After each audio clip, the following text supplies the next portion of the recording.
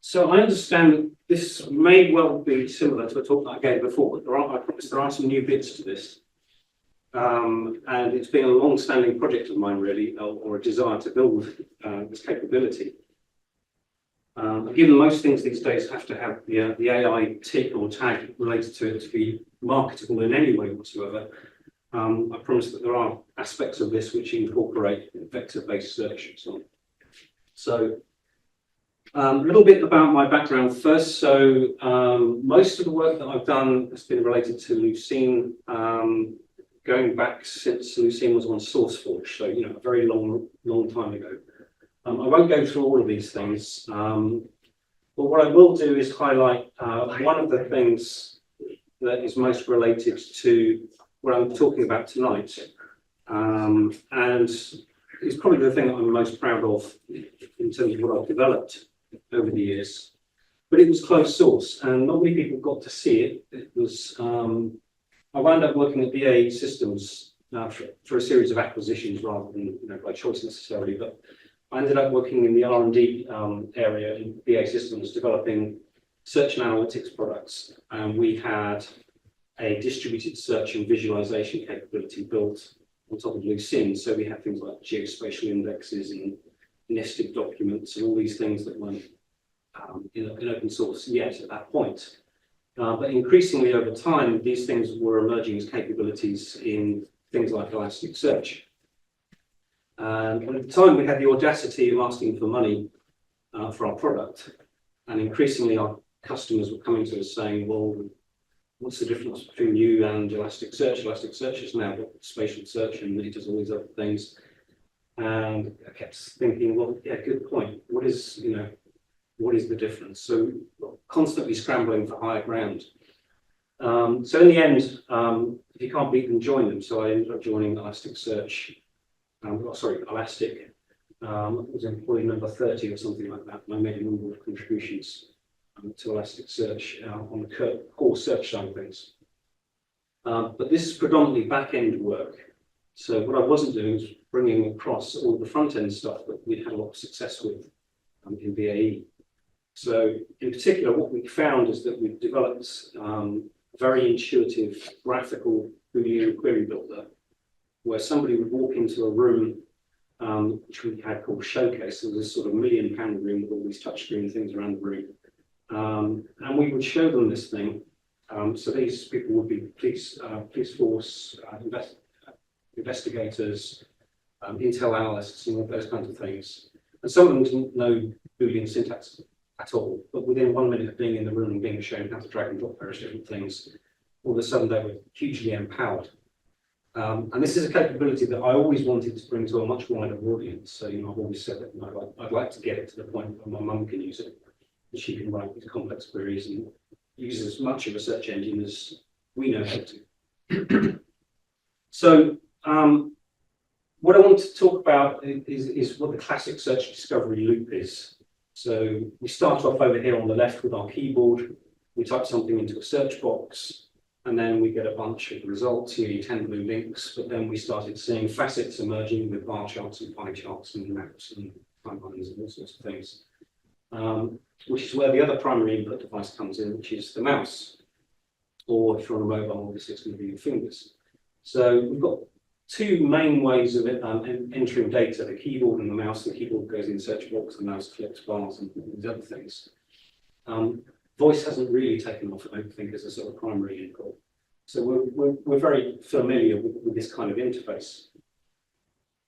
The problem I had fundamentally with this is that the secondary input device, the mouse, that tended to drill down or narrow results. It never broadened results. It always assumed that your search was perfect, it got full precision, and now you wanted to just reduce the recall. You wanted to kind of progressively narrow down using the facets. And I took issue with that, and most user interfaces that employ this idea that you type in the search box, you click things, and it narrows. So I was doing a little work with lens.org. They were kind enough to give me access to their API. So if you're not familiar with lens.org, they're a patent search website. So I believe it's set up as a charity. So they hoover up all of the patents from around the world, and they try to make them available to everybody, regardless of which country they're from, how much money they've got in that company, or sorry, that country. So they're trying to provide as much access as possible to all the scientific knowledge to kind of level the playing field. So it's quite a good organisation. And the example I'm using here is if you go to their website, and I think their website is great, by the way. It's got some great features and uses of Elasticsearch. So I'm not using this to criticise them, I'm just using it to illustrate the point. But if you go to their website and type into a search box, you're trying to invent patents around dog leads, or you're interested in monitoring patents around dog leads. So they allow you to type a query in and save it, and then get email alerts as new patents come in that field. So what you want to do is kind of define a query that covers all of the possible different terms and terminology around your area of interest. So I've started with dog and lead, and that has 2,842 patents in the system. The user interface,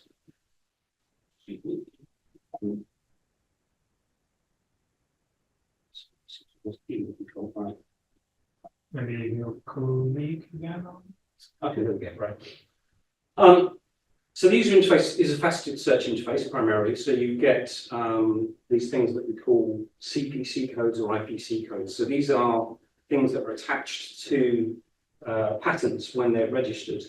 And they are a giant taxonomy. So they've got a tree structure. And somewhere down in this tree structure here, we have a subdivision, which is things related to animals, and then below that dogs, and then below that dog leads or leashes. So there is a very particular category code associated with dog leads. So we think, right, naturally, click, let's have some of that. Now, what I'm trying to illustrate here is just the overlap between these two search terms. We've got the text search term, and we've got the structured category code.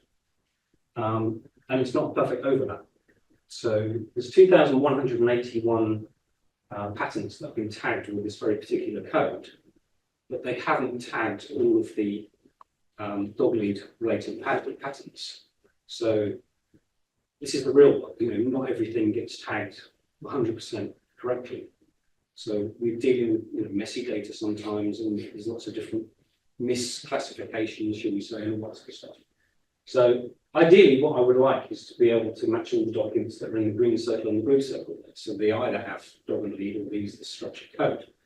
But when you click on this user interface, it gives you the intersection of the two, which is a very small number of documents, which is 151. So ideally, I would like the flexibility to say, well, I want to search for dog leads or this very particular code that's talking about that. But most user interfaces don't give you that flexibility. So one of the things I built at Elasticsearch was significant terms or significant text. And what that does is a statistical analysis at the top, matching results, and it pulls out keywords strongly related with whatever it is that search results are. So we get things like dog leash, harness, all those kinds of things. So ideally, in the search interface, I would be able to click on one of those things and then use it to expand dog lead or leash to increase the number of free text results that I've got here. But it's quite awkward using the mouse. If you click on something, it tends to narrow it again. There isn't that ability to insert it at the correct point in the text to say, make this an or. So we've got these multiple sources of information coming together to define a concept. We have the free text input search box. We have the very structured information that's there in our facets. And then we have something being suggested out of the free text using statistical analysis, saying, maybe you want to try harness or leash or all these other terms. So ideally, I want the flexibility to take all of these possible sources of clause that define a concept and assemble them in whichever way I need, as an and, as an or, as a not, and whatever. And this is where I think we're lacking flexibility. So that's been my complaint to date with most search interfaces. What we're about to see, I think, is a new source of clause. So I started playing around with vector search recently. So we could have a search box where we type in a search. This may be a keyword search, it may be a vector-based search or something like that. But what I've discovered we can do is I got quite interested when binary quantization came out for embeddings. Are people familiar with that? So basically it compacted massively the amount of space that's required to represent an embedding. So prior to that point, I wasn't terribly interested in playing around with vectors too much because it seemed to massively blow whatever it was I was dealing with. So this data that I'm looking at here is news data. And for a tiny little headline, I had, maybe the last few months of news data, it might have been 60 megabytes of JSON or something. It ended up being 6 gigabytes of vectors when we started having 1,500 dimensions of floating point numbers, held in JSON or whatever. And it just felt too cumbersome. But when this stuff around binary embeddings came out, I actually started paying more attention to it, started playing around with it. And the first thing I wanted to do was I wanted to see what an embedding looked like. So I started generating them as a little bitmap. And then I realized that you can merge these things. So I was deliberately trying to destroy the information in these bitmaps and see just how robust they were. Principally because I didn't really understand too much about how they worked. So I wanted to understand how robust it was. So I was doing things like replacing half the pixels randomly. And to my surprise, they were still matching and still doing useful things. And then I started playing around with clustering them and doing similarity-based clustering just using a slider. So if I've got a set of results, then what I can do is I can set a threshold as to how similar something has to be to end up in the same group. And just using that slider, because it's very quick to do, I can do this in the browser, in the client, in JavaScript, hugely responsive. So I can take a set of results like the latest 200 news articles or the ones about price increases. I can move this little slider backward and forwards, and if I move it all the way to the left, I get one big cluster there, everything's stuck together in a cluster. If I move it to the right, I get lots of smaller clusters, which are very specific about the topic. And these are terribly useful for user interaction. So you can take a broad set of results that cover, price increases or everything that's happened in the last week in the news, and you can cluster it. And then you can narrow in on a cluster where we've averaged all of the binary vectors in that, and we can pick that up and use it in our query. So that little bitmap there above each of those columns is an average binary vector that we can drag and drop into our query as a subject matter.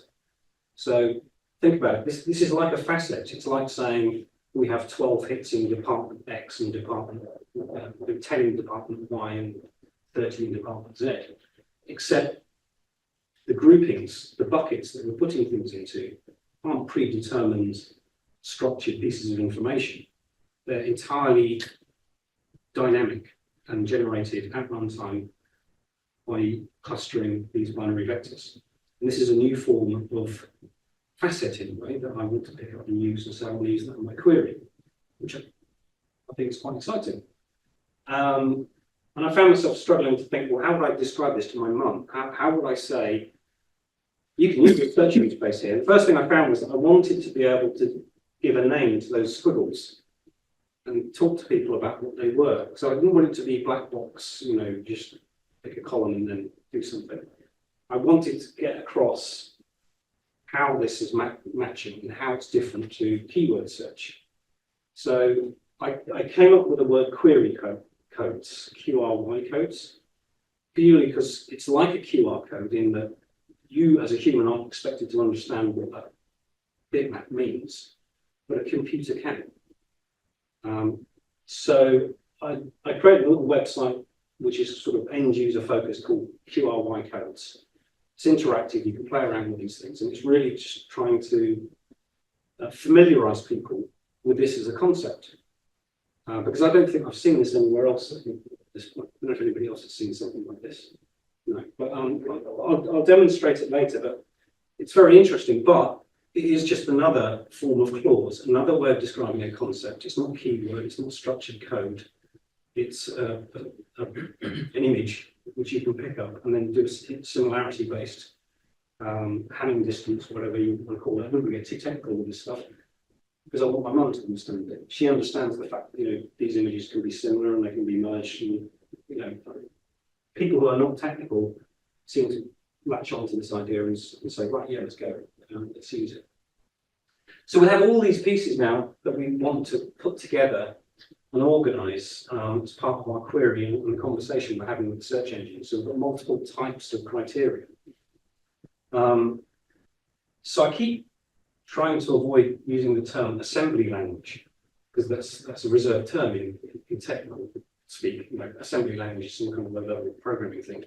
But to me, that's what's missing here is something that allows me to assemble all these pieces into a piece of logic, a building logic. So I've seen this attempted before with forms. So lens.org has a form-based thing where they have a thing called predicate and/or, and you can have multiple rows and it either ends them all together or pulls them all together.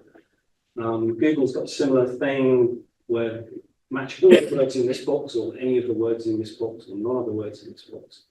But with both these things, it's limited what you can do with it. Overall logic is still not obvious. There's limited functionality. There's no subgrouping or whatever. So you can only get so far with these kinds of interfaces, I find.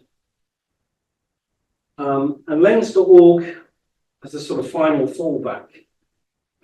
When the forms don't work for you, when the faceted search interface is not working for you, they actually give people Lucene query syntax. So there you go, just knock yourself out. So presumably everybody's familiar with Lucene query syntax and how painful that can be. So like in this example here, it's missing a bracket somewhere. Good luck finding where. There's a closing bracket that's missing somewhere. And again, this isn't meant to be a criticism of lens.org. This is just Lucene and Boolean syntax. So I have many, many issues with this stuff. It's hard to read. The overall logic isn't obvious. There's no folding. This is essentially at this point when you've got all the brackets, you program it, right? And you want to be able to fold up sections and start even have comments. It's hard to maintain. Legal syntax is easy to do, like the missing bracket. No muting clauses. I find muting is quite useful when I'm searching. I have the ability to say, well, let me just take that away for a minute, focusing and see what I match if I don't have that clause in. There's no feedback. If one of these clauses is a mandatory and it's not matching anything, you don't get told anything about that. That's something that I can do with the sort of interface that I'm advocating. We need to escape characters. There's a whole bunch of reserved characters that you need to put backslashes in. If you don't remember to put backslash in, it won't tell you that it's failing. It will fail silently. That's a problem. Silent errors are the worst kind, really. You can't click and then have things immediately drop into the right place in your query. It's a language that is dead by design. What we did with this syntax and KQL in Kibana is we said to users, type what you like into the search box, anything you like. You can put text as a term and we will match that. Apart from one thing, there's a handful of reserved characters that we want to use. So we can put hat symbol 12, meaning make this fuzzy matching or something like that. And the problem is, people said, okay, fine, and they wrote all their queries and they saved them away in places like lens.org to be alerted whenever new content came in. And they were using all sorts of strange characters and all that sort of stuff. And that left us no opportunity to introduce new syntax into the language. So we couldn't expand the language and say, well, you know what, this Boolean query, I want to be able to say, let you define what the minimum should match setting is. That's a function in the back end. I spent a lot of time writing regex, accelerated regex. Nobody could use it because we can't put it into the syntax. So it's a bottleneck. So short thing, is there an alternative? That's the whole proposal. My proposal is yes, there is. So that's an example of a complex query, which I don't think my mum could understand. A and B and C or D or B, it's got all the brackets in it. My contention is that children can understand this if you present it the right way. And the way to do that is to use flow-based diagramming. So I know Tony, sorry, I forget his second name. Yeah, from 2D Search. So he's very much on board with this idea, and he's been talking about this for a long time. And the same, my history with this goes back to my time at the UX system. So we built essentially a flow-based language where you lay things out. You're traveling from left to right. There's no avoiding that. You're going in this direction. You have to match A. Along the way, you've got a choice. You can either go B or C and D route, and then you have to match E.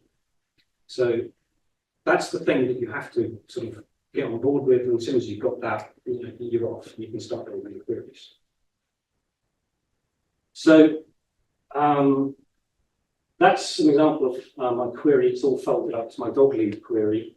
If I expand it out, it's basically a text query versus that CPC code that we talked about. There is a dedicated code. If you expand the dog lead part of it out, it's searching for dog, followed by lead or leash.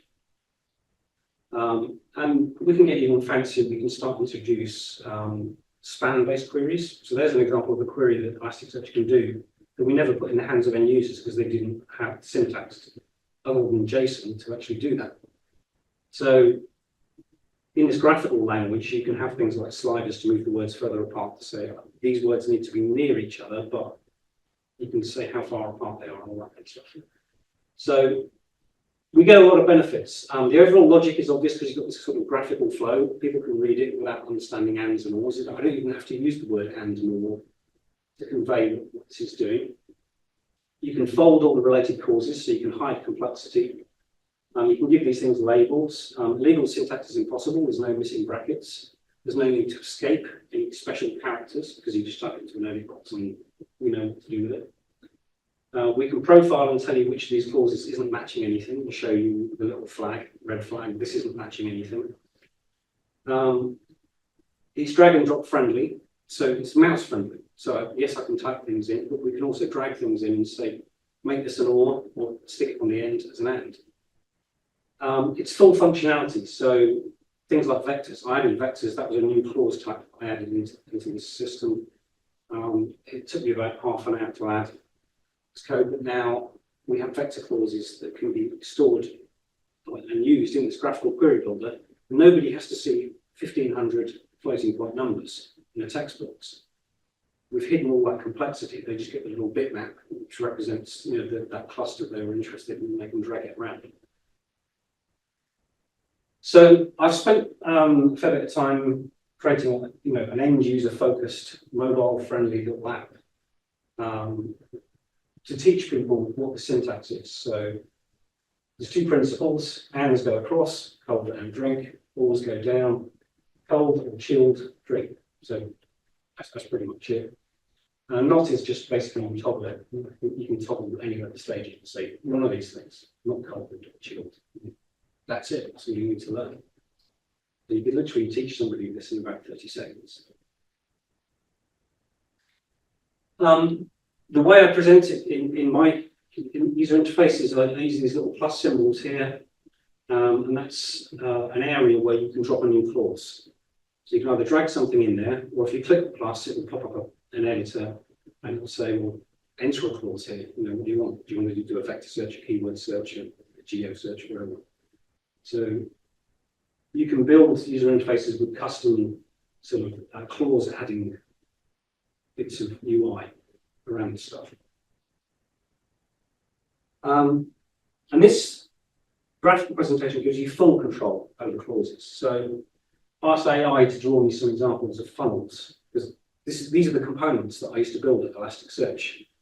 I wrote a regex funnel, so an accelerated regex filter, which is different. I wrote geo for aggregator at one point. But filters are basically, if you know anything about Lucene, these are query objects, and they're designed to be all do the same job. They all extend the same base class.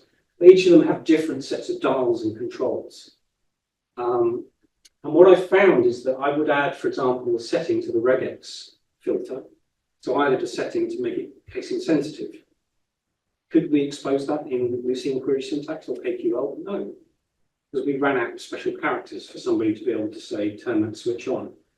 So a text-based language doesn't give you full control over all of these things. Half of these query types in the back end you can't use, expand queries and things like that, simply because there isn't the syntax. There's no more room left in text-based syntaxes to expose these functions. And quite simply, you can connect these in any which way you like, much as you can, you've seen if you were writing Java code to assemble query clauses. So visually, you can actually do that. So the software that I have, the core of it is a whole bunch of TypeScript query objects. And they're the familiar ones you're probably aware of: term queries, phrase queries, complex phrase queries, vector, boolean, date range, geo, whatever. That's a global list. So these are just data only, but they do have a common set of requirements that they have to implement. So they have to be clonable, serializable, comparable, composable, and mutable. So that just basically allows them to be editable, basically, and saved away and transmitted over networks and all those sorts of things. I built a bunch of graphical components to represent these things. So I'm not a front-end developer by trade, I'm more of a back-end person, but I found Vue to be quite good at being a responsive UI. So you change something in the model, the GUI updates. Svelte 5, I understand, got these kind of capabilities like Vue. I'm not sure React is quite as easy, but you can imagine there's probably a need for 12 different versions of these graphical representations to suit all the various different flavors of JavaScript framework people have out there, like Angular and the rest. It's very fatty. So I can imagine there a need for translations of my Vue components into all these various different frameworks. Visualizations. So there's a bunch of visualizations components. Again, there's a number of different visualization frameworks out there. But things like bar charts and stuff like that, when you click on them, they essentially will create a term object. If you select a range on a timeline, that's going to create a date range object. So there's this form of input here where when you interact with a visualization, it will create these objects, or is capable of creating these objects for you to then use. An interesting thing as well is that if you've got complex query, so you've created your dog lead query, for example, and if you want to see if dog leads are out selling some other product, then you can take your complex query and drop it into a visualization as the subject matter. So if you have a line chart, then rather than using visualizations that assume that your data is superbly structured and all you have to do is pick a category code and it will draw 2 lines for you, you can drop a complex query into that visualization and say, draw me that as one of the lines, or a graph visualization or any other visualization. So in Elasticsearch, when you use aggregations, you can say, I want a terms aggregation, and I want you to use this field. That's one way of doing it. But you can also have any number of filters and drop them into the aggregation because you are defining the subject matter using your arbitrary choice of queries. So that's something that you can do by picking up query objects and dropping them into visualizations and using that as a subject matter. So in terms of I/O, I've got some parsers that will read various different formats, Lucian syntax, 2D search files, the binary URLs. It will take those and it will turn them into the TypeScript objects. And I've got a bunch of renderers or connectors, so I can talk to Elasticsearch, talk to OpenSearch. I've also got a JavaScript interpreter as well, so I can take a complex query and I can interpret that across a whole set of JavaScript objects. So the demo that I'm going to show you, the search engine in quotes that I'm using, is actually a JavaScript engine. I'm not using Elasticsearch at all. But I could render out to Elasticsearch if I needed to. Yeah, I mean, you need to break it. So these are some of the applications that I've built using these components so far, and what we're going to look at is the news vector demo. So let's cut to the demo. For this, I think I'm going to sit down because I need to use the keyboard. Any questions so far? Yeah, but we'll leave maybe the questions for the end. Sure. Okay. Right. So what I've got here is, it's a little bit bigger. an example application, I've got about 60,000 news headlines downloaded into the browser. I've got a little JavaScript engine which is pretending to be Elasticsearch, or a backend that understands my query objects, and I've got a tool for typing in queries.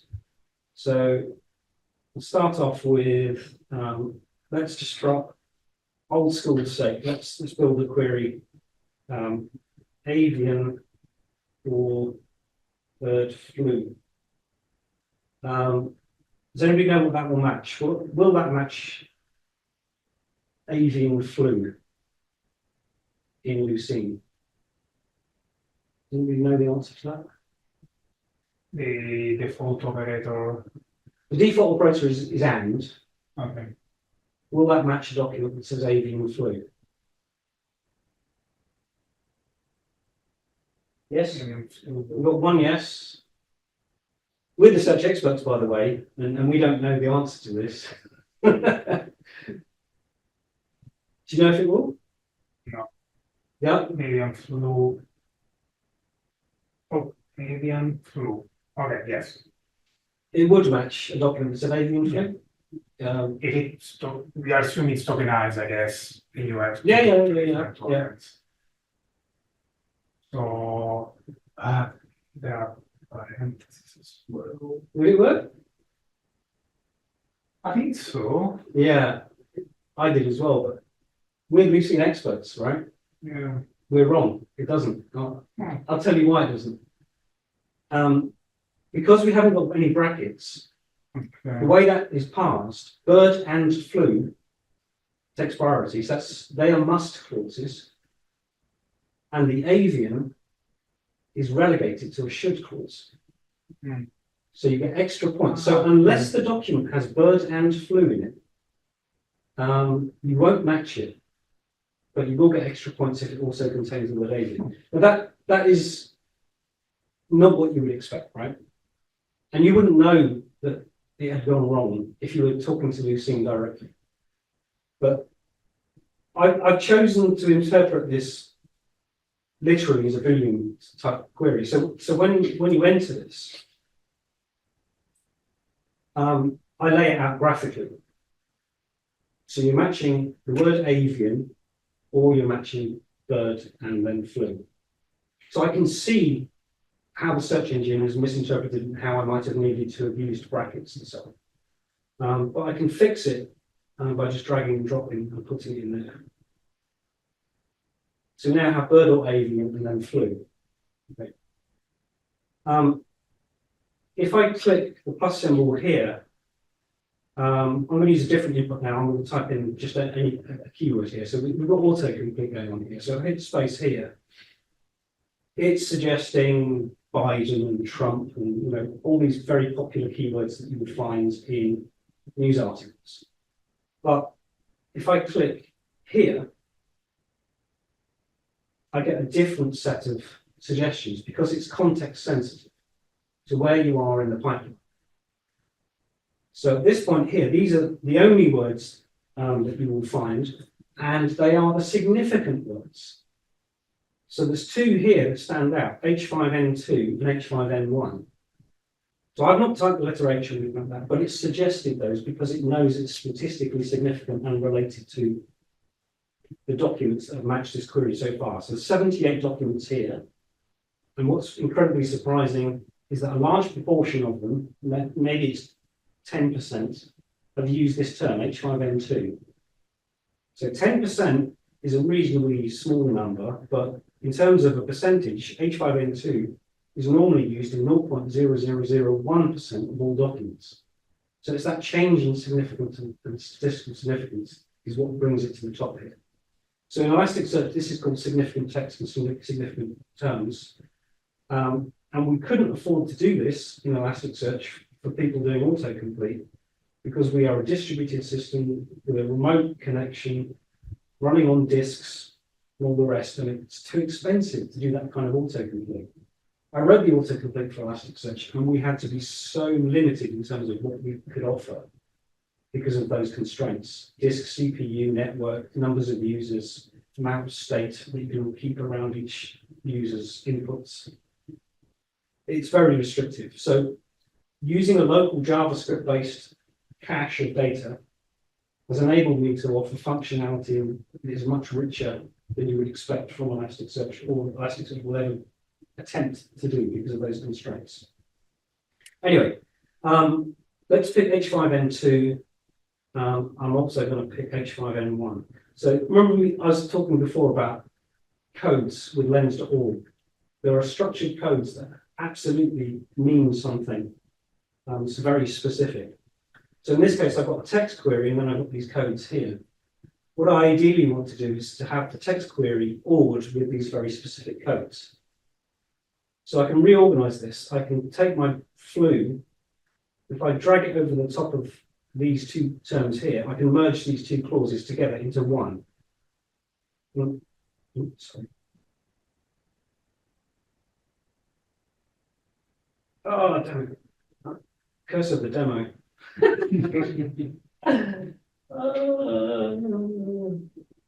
I'm sorry, this is broken badly. Demo effect is fine. Sorry? It happens. The demo effect, it happens. John, I'm going to delete this one. I'm going to go back because that was so horrible.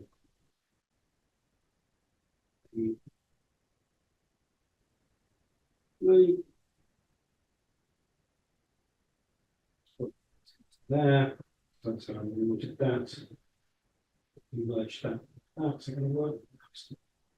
I'm sorry.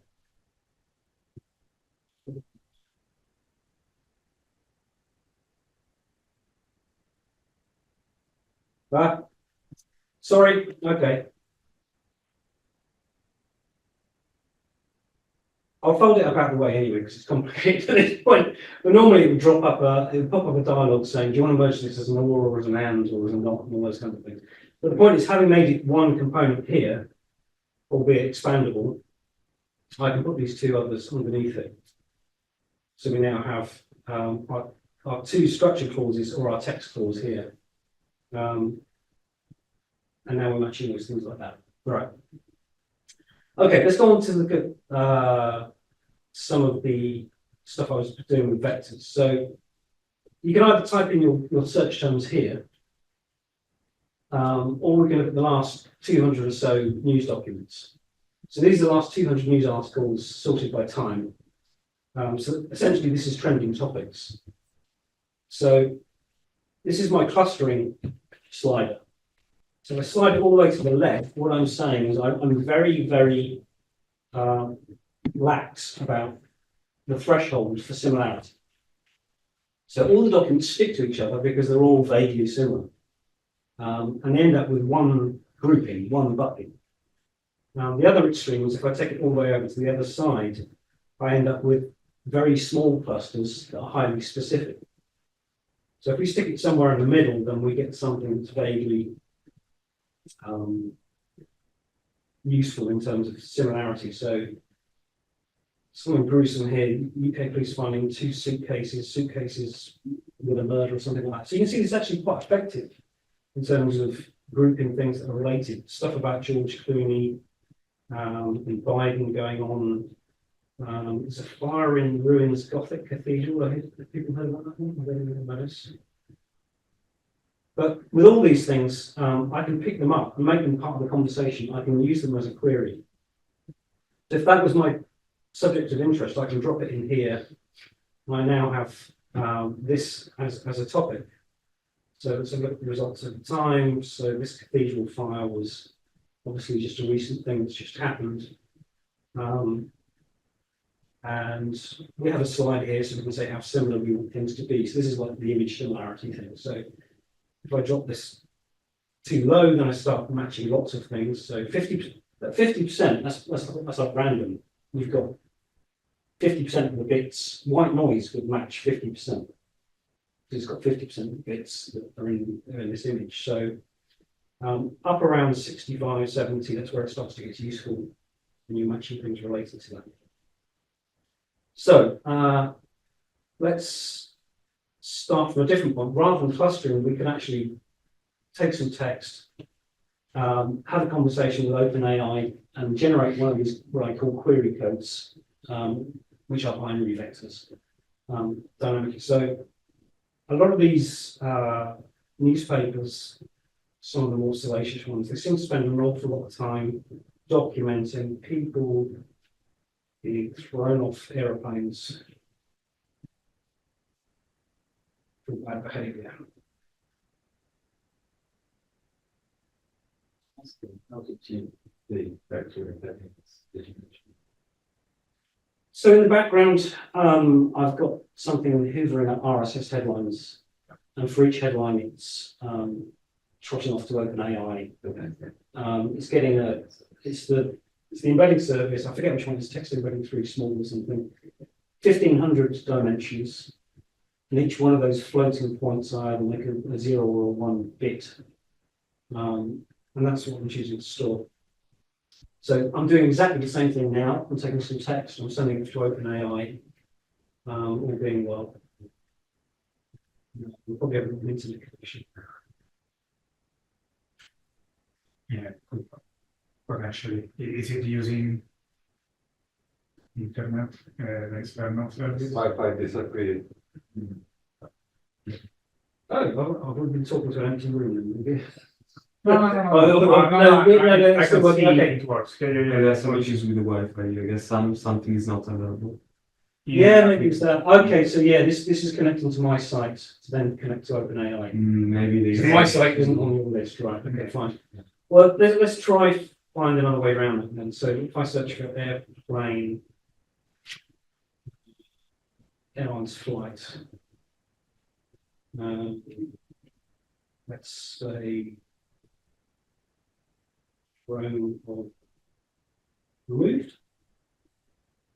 I think of what are the things. The flight.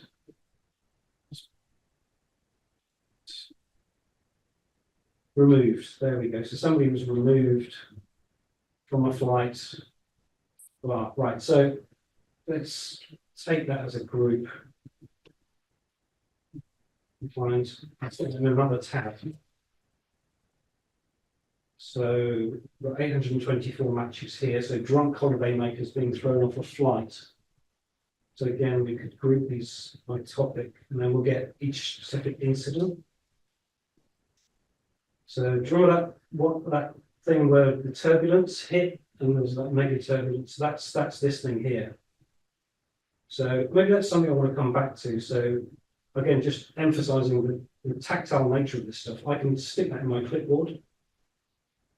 So I've got a little clipboard here of things that are stuff that I might want to come back to. Woman sues American Airlines, blah blah blah blah. So that's related to that person. Lots of different individual incidents, and you can choose to focus in on any one of those things, or perhaps you could say you're trying to eliminate things from your inquiry. So this would just be a way of saying exclude that. So I've eliminated that from my inquiries. I'm interested in other forms of bad behaviour on airplanes, but not that particular one. So now we've got all these other ones to work our way through. So you can see how, if somebody was investigating stuff, we can use these vectors or these clusters to focus in on particular areas. Now either then add them to our inquiry, stick them in a clipboard, send them to somebody, save them, or just say, not that. Let me go through all the other ones and then continue to work your way through the list of things that you're trying to investigate. You have complete flexibility how you want to deal with these things. Everything's quite tangible and you can move them around. So you can pick up this entire query here that I've concocted and say, I want to put that over here as another filter over here. Or I could drop it into a timeline as a subject matter and so on. So that's what I mean when I say there's no restrictions. You're not restricted on how you can combine things using Boolean logic, and you're not restricted with where you can use them and put them. And we can use vectors as a form of faceting to take groups of documents that are dynamically formed and say, right, I want to use that and use it in this context. And we have all the various different ways of entering criteria. Where I'd have context sensitive keyword suggestion, or we have the ability to talk to OpenAI and generate an embedding on the fly. Or if you're really familiar with the down and dirty routine syntax, you can get into that and have it graphically reflected and shown back to you. This is how your Boolean logic is without the brackets missing and all that kind of stuff. So you have total flexibility in terms of how you deal with stuff. So at this stage, I have the core criteria components. I have some graphical editors, which obviously had a demo which I've not seen at any point prior to demoing. And we have a whole bunch of potential extension points where we can talk to different databases, different UI frameworks, and so on. So I'm kind of interested in finding collaborators who might be interested in picking up aspects of this. And really trying to popularize the use of this flexible style of query building. For me, this is like a search literacy, it's like a literacy project. I know that search engines have a lot of capability because I've been working in the back end and creating these things. And I've been frustrated about the amount of these things that I can actually put in people's hands because of the user interface. So my proposal is that using these kinds of graphical user interfaces, we can have much more capable query systems, people who are much more able to express queries, more complex queries, and do more things with search engines.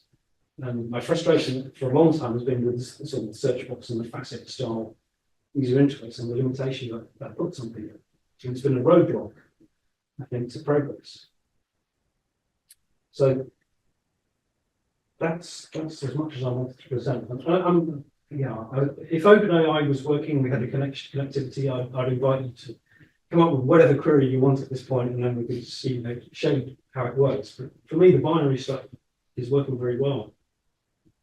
It's working with small data because it's news headings. You don't have that chunking problem that you have with bigger documents. But it seems to work pretty well.